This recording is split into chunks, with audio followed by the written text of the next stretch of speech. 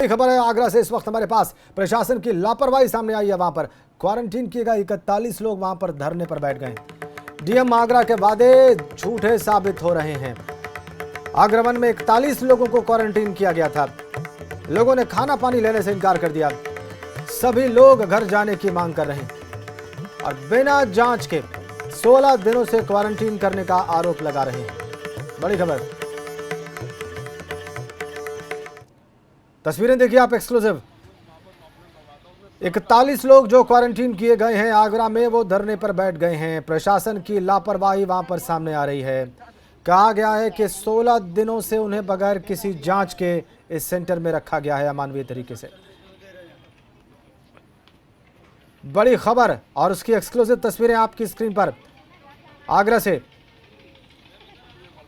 मतलब ये कि आगरा में जो हालात हैं वो तो बदतर हैं ही, लेकिन जो लोग क्वारंटीन में हैं उनकी स्थिति तो बहुत ही बदतर दिखाई दे रही है। यहाँ पर 41 लोग धरने पर बैठे हैं।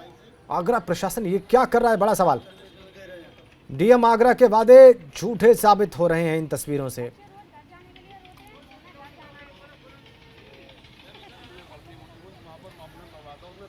सीधा आपको आगरा ले चलते हैं, सीधा आगरा चलते हैं और वहां पर इस वक्त हमारे सहयोगी नितिन उपाध्याय हैं जो हमें बताएंगे कि ये किस क्वारंटीन सेंटर की हम तस्वीरें देख रहे हैं और अंदर के हालात की सच्चाई क्या है। बताइए नितिन दर्शकों को।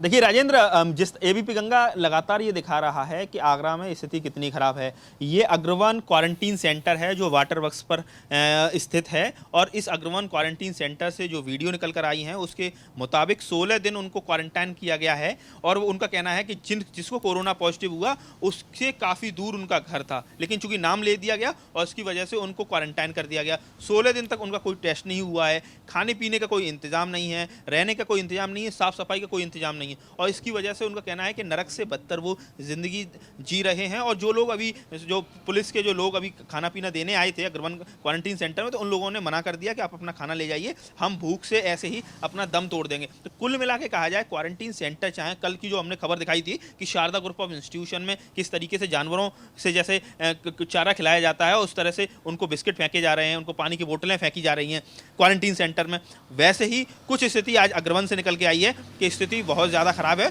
लोग धरने पर बैठे हुए हैं। तो कमोबेश पूरे आगरा में जितने भी क्वारंटीन सेंटर हैं, एक हिंदुस्तान कॉलेज में क्वारंटीन सेंटर बनाया गया है, वहाँ 600 की तादाद है, लेकिन जितने छोटे छोटे जो क्वारंटीन सेंटर हैं जहां इंस्टीट्यूशनल क्वारंटीन किया गया है, लोगों को बड़े ग्रुप्स को उनको ठहराया गया है और ऐसे संदिग्ध लोगों को ठहराया गया है जो कहीं ना कहीं किसी न किसी व्यक्ति के जो पॉजिटिव व्यक्ति के संपर्क में आए, ताकि उनकी प्रॉपर उनकी सैंपलिंग हो अगर, और सैंपलिंग के साथ साथ उनको 14 दिन तक उनको वहाँ रखा जाए ताकि किसी भी तरह का कोई जो वायरस है वो इवॉल्व ना हो। तो कुल मिला के ऐसे सभी सेंटर्स पर लगातार सवाल खड़े हो रहे हैं और जिलाधिकारी आगरा पर भी सवाल खड़े हो रहे हैं क्योंकि उन्होंने कल एक मामले में, यानी शारदा ग्रुप ऑफ इंस्टीट्यूशन में एक महिला ने जब वीडियो वायरल की और एबीपी गंगा ने सबसे पहले उस खबर को दिखाया, तो उसके बाद वो उनको वहां जाना पड़ा। उन्होंने उसकी चेकिंग की और उसके बाद बयान दिया कि हमने सीडीओ आगरा को इसके लिए जिम्मेदारी दे दी है, सीडीओ आगरा इसको जाँच करेंगे कि किस व्यक्ति की, किस अधिकारी की उस क्वारंटीन सेंटर में ड्यूटी थी और वो क्यों प्रॉपर तरीके से निभाई नहीं गई है।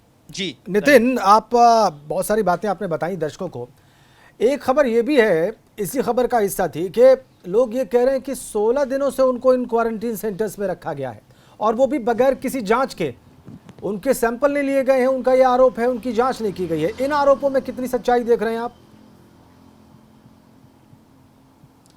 देखिए, ये आरोप लगाए गए हैं उन लोगों की तरफ से जो क्वारंटीन सेंटर में 7 लोगों को कोरोना पॉजिटिव हुआ था एक जगह से, उन 7 लोगों को आइसोलेशन वार्ड में उनका इलाज चला। उनका कहना है कि वो लोग ठीक होकर घर भी आ गए, लेकिन हमें 16 दिन से रखे हुए हैं, कुछ खाने पीने का इंतजाम नहीं हो रहा है, हमारा कोई सुनने वाला नहीं है। अग्रवन वाटर वर्क्स चौराहा है आगरा का, उस चौराहे के पास ही एक बड़ा एक मैरिज होम हुआ करता था, उसको क्वारंटीन सेंटर बना दिया गया, एक होटल भी है वो। तो कुल मिला के वहाँ से ये वीडियो आई हैं जो कहीं ना कहीं प्रशासनिक जो व्यवस्था है उस पर सवाल खड़े कर रही हैं कि आगरा में जो तमाम क्वारंटीन सेंटर, यानी एकांतवास, क्वारंटाइन का मतलब एकांतवास, और उस एक क्वारंटीन सेंटर में इस तरीके से जो तमाम व्यवस्थाएं हैं वो ठीक नहीं हैं। भले ही नोडल अफसर जो मुख्यमंत्री के दूत हैं आलोक कुमार, उनको भी भेज दिया गया है लखनऊ से, लेकिन सरकार लगातार उस पर आगरा पर नजर रखे हुए है। लेकिन जिस तरीके से जो व्यवस्थाएं प्रॉपर होनी चाहिए वो नहीं है। देखिए, इससे पहले भी कई सारे क्वारंटीन सेंटर की इसी तरह की जो खामियां देखने को मिली हैं कि उसमें सोशल डिस्टेंसिंग की धज्जियां उड़ रही हैं। क्वारंटाइन सेंटर के अंदर वहां वॉशरूम है तो उसमें प्रॉपर सैनिटाइजेशन नहीं है, हाइजीन मेंटेन नहीं किया जा रहा है, क्योंकि वायरस का संक्रमण ना फैले, वायरस ना फैले। तो ऐसे में क्वारंटीन सेंटर में भी व्यवस्थाएं पूरी तरह चाक चौबंद करने की जरूरत है, ताकि एक व्यक्ति जो बिल्कुल ठीक कह रहे हैं आपने दिन, मानो बिल्कुल ठीक कह रहे हैं में आता है, लेकिन वो क्वारंटीन ठीक सेंटर के है, लेकिन जो है पड़ोस में जो व्यक्ति बैठा हुआ है, जी जी जी जी बिल्कुल आपने ठीक कहा नितिन कि भीतर के हालात बहुत बेहतर होने चाहिए, लेकिन अगर ऐसा नहीं है तो ये बहुत अफसोसनाक है।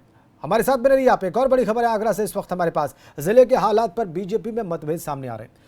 राज्य मंत्री चौधरी उदय भान की डीएम को हटाने की मांग है। सांसद एसपी सिंह बघेल ने हस्ताक्षर करने से इनकार कर दिया। डीएम को लेकर मेयर भी चिट्ठी लिख चुके हैं और बीजेपी के भीतर भी दो फाड़ दिखाई दे रहा है। मेयर भी चिट्ठी लिख चुके हैं।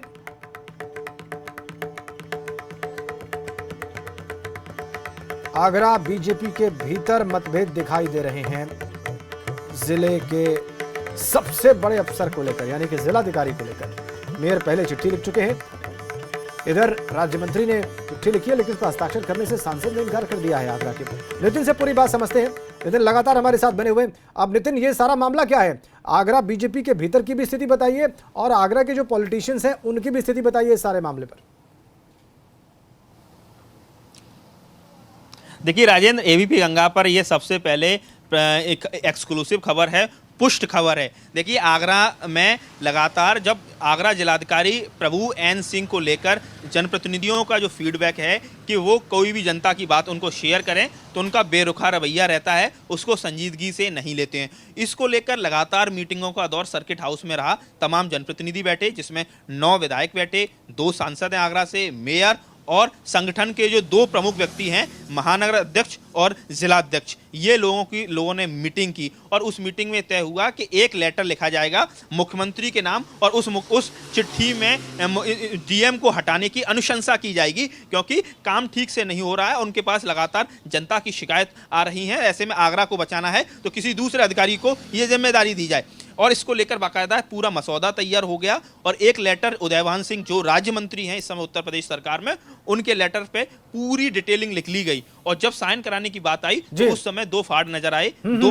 मतभेद नजर आए। उसमें एक आगरा के सांसद हैं, उन्होंने साइन करने से मना कर दिया, कुछ विधायकों ने साइन करने से मना कर दिया, लेकिन ज्यादातर जनप्रतिनिधि इसको लेकर डीएम के विरोध में। और फाइनली वो चिट्ठी जो जानकारी निकल कर आ रही है वो चिट्ठी मुख्यमंत्री को भेजी नहीं गई क्योंकि उस पर प्रॉपर साइन नहीं हुए सभी के। इसके बाद जो चिट्ठी परसों मेयर नवीन जैन ने वायरल की है वो ये उसी का नतीजा है कि जब चिट्ठी पर 2 फाड़ हो गए और 2 मतभेद हो गए और उसके बाद वो चिट्ठी मेयर नवीन जैन आगरा ने जो खुद लिखी थी चिट्ठी उसको वायरल कर दिया और उस चिट्ठी के बाद अब राजनीति तेज हो गई है। तो इस पूरी कड़ी को समझने की जरूरत है कि आगरा में बीजेपी के तमाम जो जनप्रतिनिधि, आगरा में बीजेपी के 9 विधायक हैं, 9 विधानसभाएं, 2 सांसद हैं, तो इन लोगों में भी एक राय नहीं है। बिल्कुल बिल्कुल बिल्कुल, आपकी बात से बिल्कुल जाहिर हो गया कि ज्यादातर जनप्रतिनिधि जिलाधिकारी के काम से संतुष्ट नहीं है। वो ये कह रहे हैं कि वो उनकी बात ध्यान से नहीं सुनते हैं, लेकिन कुछ लोग इन जनप्रतिनिधियों से भी सहमत नहीं है और इसीलिए शायद चिट्ठी फाइनली मुख्यमंत्री को नहीं भेजी गई है। धन्यवाद आपका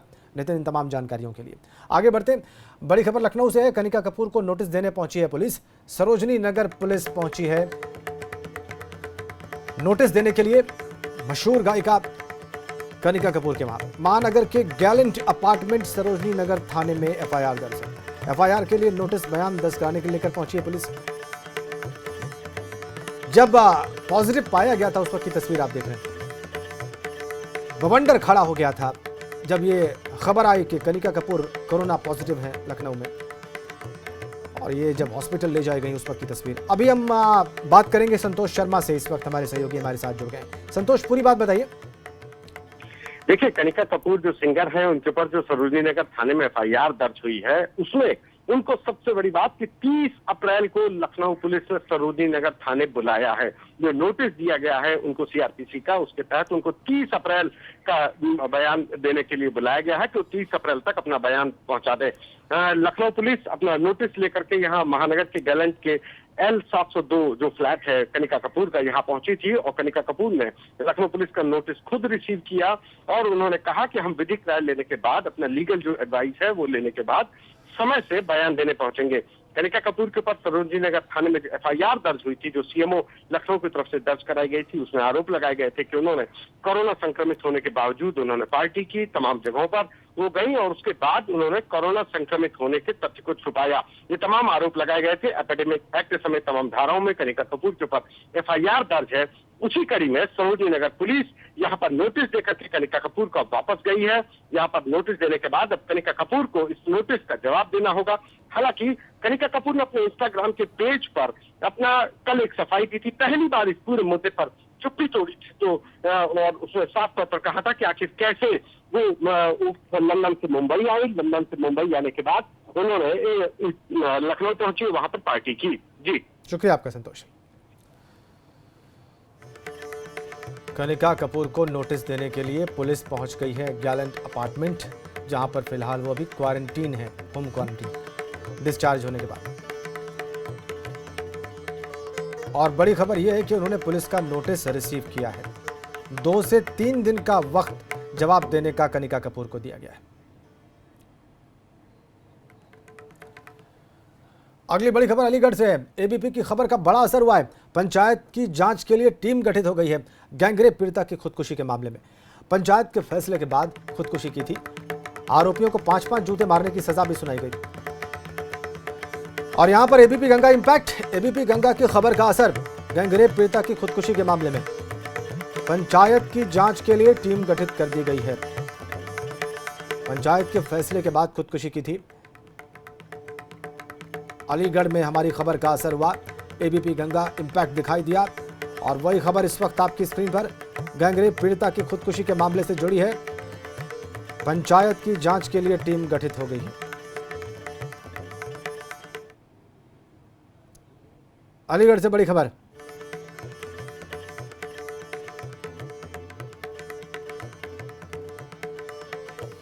इस बच्चे के साथ में दुष्कर्म हुआ।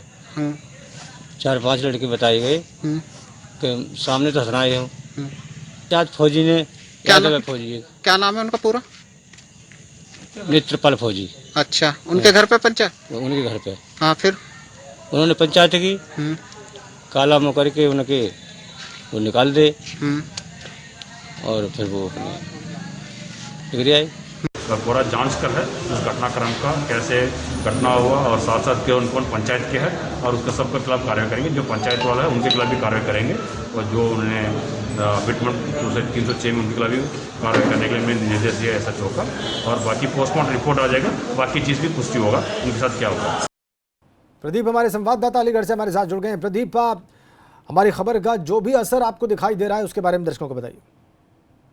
देखिए, 23 तारीख का मामला है जब इस लड़की के साथ इस तरह की वारदात का अंजाम दिया गया था। उसके बाद तो पंचायत में इस बात जो भी थे उनको भी बुलाया गया, लड़की पक्ष के लोगों को भी बुलाया गया। और पंचायत में देखिए कितना शर्मनाक है कि पंचायत में लड़की की आबरू की जो कीमत है वो सिर्फ 3-4 जूते उसके जो आरोपी है उनके और मुंह काला करके उन आरोपियों को छोड़ दिया गया। लेकिन लड़की को ये बात नागवार गुजरी और उसने आकर घर पर आत्महत्या कर ली, जिसके बाद पुलिस को सूचना मिली और पुलिस ने इसमें तुरंत कार्रवाई करते हुए 2 लोगों को गिरफ्तार कर लिया, आरोपियों को। इसमें SSP अलीगढ़ ने SPRA के नेतृत्व में एक टीम बनाई है जो मामले की जांच करेगी, साथ ही जो पुलिस कर्मियों की भूमिका रही है उस पर भी वो जांच करेगी। जी शुक्रिया आपका प्रदीप। एक टीम बनाई गई है जो पंचायत के फैसले की जांच करेगी और इस सारे प्रकरण को देखेगी, जैसा कि प्रदीप अभी बता रहे थे। पंचायत ने सजा सुनाई 5-5 जूते मारने की और मुंह काला करके घुमाने की, लेकिन गैंगरेप पीड़िता को बहुत धक्का लगा पंचायत के इस फैसले से। वो बहुत आहत हुई और इस फैसले के बाद उसने खुदकुशी कर ली। ये कैसा समाज, ये कैसी पंचायत, ये कैसा फैसला।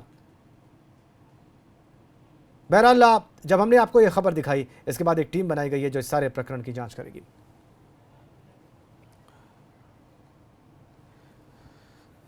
और कोरोना के दौर में एक राहत भरी खबर है। दरअसल लखनऊ के KGMU में पहली प्लाज्मा थेरेपी का प्रयोग किया गया है। उरई निवासी डॉक्टर को पहली डोज के रूप में 200 ml प्लाज्मा चढ़ाया गया। थेरेपी के लिए लखनऊ की पहली कोरोना संक्रमित महिला जो इलाज के बाद ठीक हो गई थी, उसने अपना प्लाज्मा डोनेट किया। आपको बताएं कि उरई के कोरोना पीड़ित डॉक्टर की तबीयत लगातार बिगड़ रही थी और ऐसे में उन पर प्लाज्मा थेरेपी का प्रयोग किया गया और इसके तहत 500 ml प्लाज्मा में से 200 ml प्लाज्मा इस्तेमाल किया गया। अब 2 दिन इस प्लाज्मा थेरेपी का रिस्पांस देखा जाएगा। इसके बाद प्लाज्मा की दूसरी डोज भी दी जाएगी। हालांकि एक चौंकाने वाली बात यह भी है कि उरई के संक्रमित डॉक्टर खुद KGMU के 1981 बैच के MBBS हैं और साथ साथ दिल्ली के बाद प्लाज्मा थेरेपी का इस्तेमाल करने वाला लखनऊ दूसरा, जबकि उत्तर प्रदेश का लखनऊ पहला शहर बन गया है।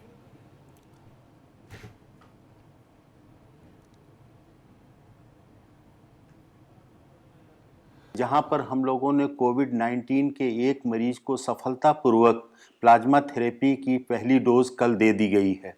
यहां पर प्लाज्मा थेरेपी का प्रारंभ जब से Indian council of medical research ने अनुमति दी थी तभी से इसकी तैयारी कर ली गई थी और 3 ऐसे मरीज जिनका कि विश्वविद्यालय के इस अस्पताल में ही सफलतापूर्वक इलाज किया गया था, उनसे प्लाज्मा प्राप्त करके यहाँ रख लिया गया था और एक 58 वर्ष के व्यक्ति जिनको कि कोविड इन्फेक्शन हो गया था, वो सीरियस कंडीशन में वेंटिलेटर पे इलाज यहाँ चल रहा था। और जैसा कि सभी को ज्ञात है कि प्लाज्मा थेरेपी सीरियस पेशेंट्स के लिए ही सबसे कारगर है जीवन रक्षक प्रणाली के रूप में, क्योंकि कोई भी एंटीवायरल या कोई स्पेसिफिक ट्रीटमेंट या कोई वैक्सीन उपलब्ध नहीं है इस बीमारी के लिए। इस दृष्टि से जीवन रक्षक प्रणाली के रूप में विश्वविद्यालय परिवार के विशेषज्ञों, मेडिसिन विभाग के डॉक्टरों द्वारा haematology, transfusion medicine, microbiology department और अन्य विभाग जो इसमें साथ में जुड़े हुए हैं, बायोकेमिस्ट्री डिपार्टमेंट, सबने मिल करके एक सम्मिलित प्रयास के तहत इस कार्य को किया गया। हम सभी इन चिकित्सकों को बधाई देते हैं उनके द्वारा इस बहुत ही अभूतपूर्व कार्य करने के लिए। देखा आपने KGMU के डॉक्टर्स का स्टेटमेंट क्या था और इसी के साथ वक्त एक ब्रेक का।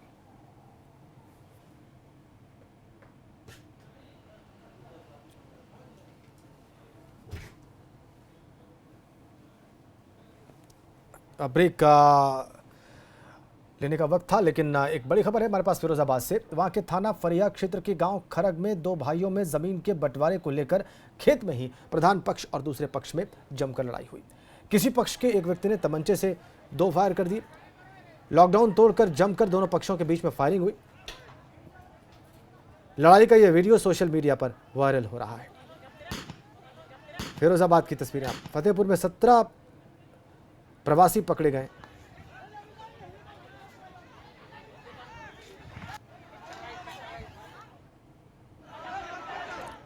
दो पक्षों में जो फायरिंग हुई उसकी तस्वीरें आप देख रहे हैं। खेतों के बीच में जमकर फायरिंग भी हुई है। दोनों पक्षों के हाथ में हथियार भी आप देख सकते हैं। खूब फायरिंग हुई है।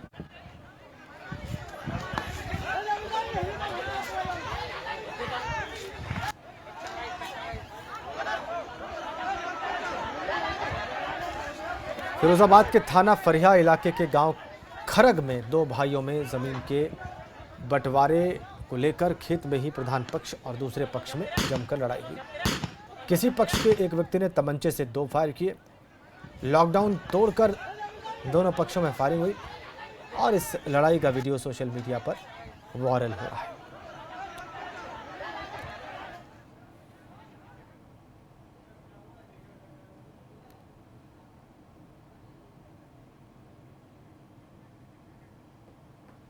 और यहां वक्त एक ब्रेक का।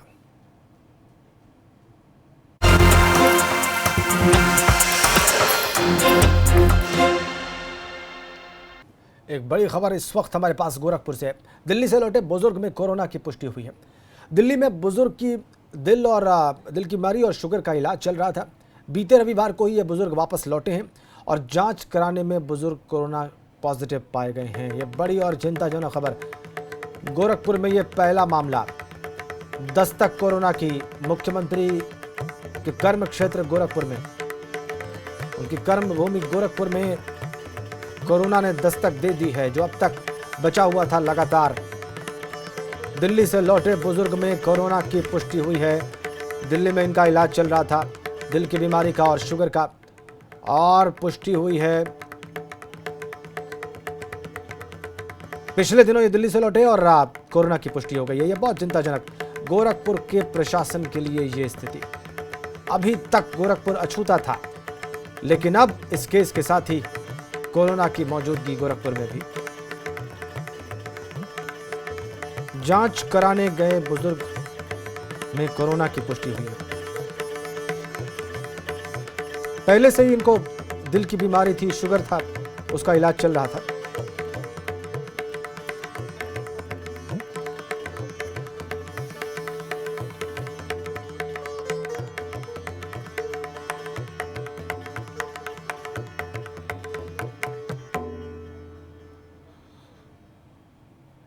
बीते रविवार को ही ये बुजुर्ग वापस लौटे हैं दिल्ली से, और वहां पर इनका दिल की बीमारी का और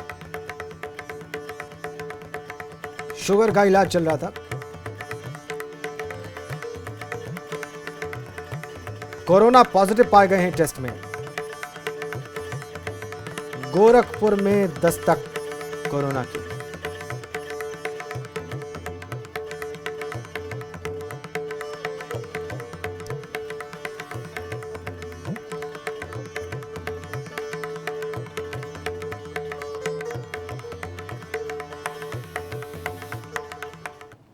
उधर गाजियाबाद की एक सोसाइटी में रहने वाले लोगों ने स्वास्थ्य विभाग पर लापरवाही के आरोप लगाए।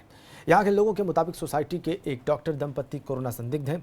इसकी शिकायत की जा चुकी है, लेकिन इसके बाद भी 20 घंटे तक कोई भी स्वास्थ्य टीम वहां पर नहीं पहुंची और न ही सीलिंग की कार्रवाई की गई। जिले के सीएमओ का कहना है कि दिल्ली सरकार की तरफ से अभी तक उन्हें वेरिफिकेशन नहीं मिला है, लेकिन सोसाइटी को सैनिटाइज किया जा रहा है और सीलिंग की कार्रवाई कराई जा रही है।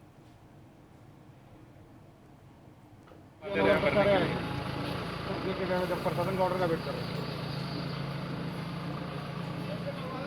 आप कहाँ से हैं? चलिए आज तो अच्छी बात है। और इस खबर के साथ ही इस बुलेटिन में फिलहाल इतना ही। धन्यवाद।